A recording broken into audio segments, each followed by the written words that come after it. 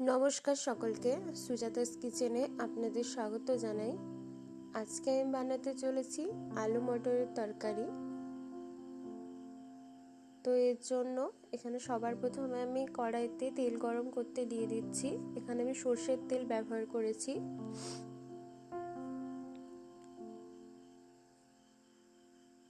তেলটা গরম হয়ে গেছে, এর মধ্যে এবার দিয়ে দিলাম জিরে ফোড়ন। থেতো করে রাখা আদা রসুনটা এবার এর মধ্যে দিয়ে দিয়েছি।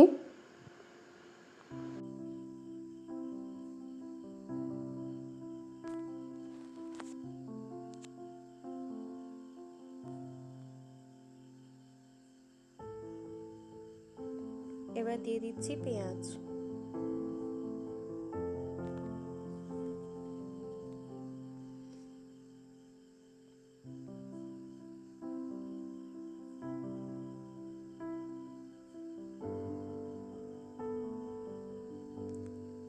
রসুন আর পেঁয়াজটা প্রায় লাল লাল হয়ে গেছে, এবার দিয়ে দিয়েছিলাম কাঁচা লঙ্কা। এরপর আমি এর মধ্যে দিয়ে দিলাম জিরে গুঁড়ো।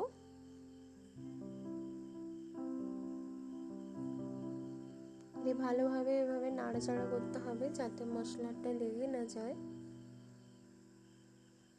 এবার দিয়ে দিচ্ছি হলুদ গুঁড়ো।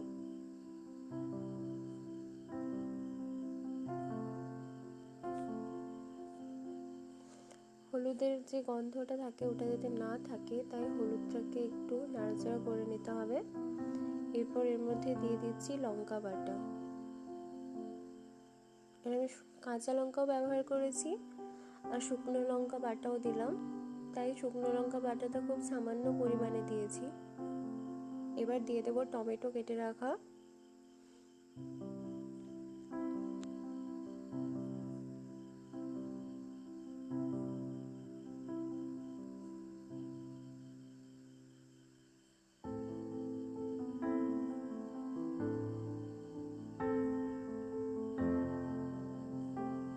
টমেটোটা দিয়ে এভাবে নাড়াচাড়া করতে হবে যাতে টমেটোটা একটু গলে আসে।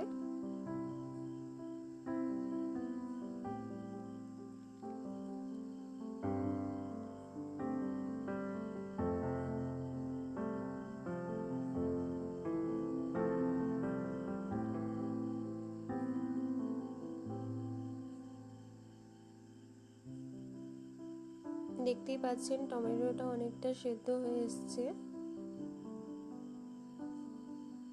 এবার আমি এর মধ্যে কেটে রাখা আলুগুলো দিয়ে দেবো।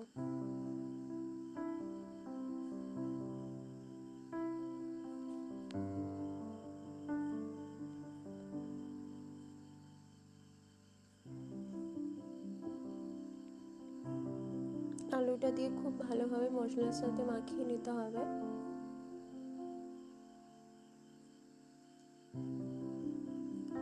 এরপর আমি দিয়ে দেবো এর মধ্যে মটর। এখানে আমি সবুজ মটর ব্যবহার করেছি।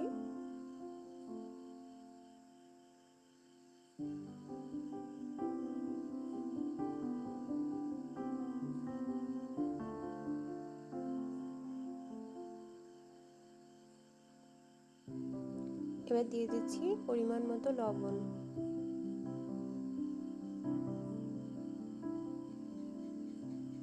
দিয়ে খুব ভালোভাবে কষাতে হবে।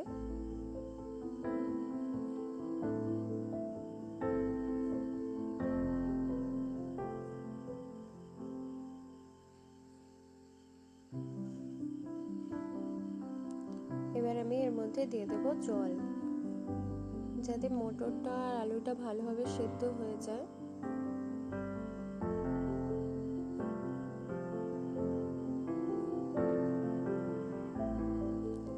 এবার দিয়ে দেবো ঢাকা।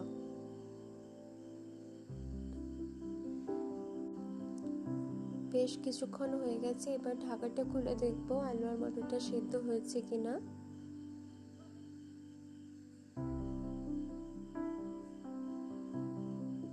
তরকারিটা খুব ভালোভাবে সেদ্ধ হয়ে গেছে।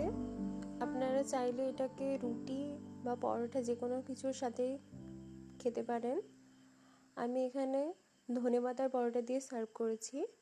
ভিডিওটি দেখার জন্য অসংখ্য ধন্যবাদ। ভিডিওটি যদি আপনাদের ভালো লেগে থাকে চ্যানেলটিকে সাবস্ক্রাইব করে দেবেন।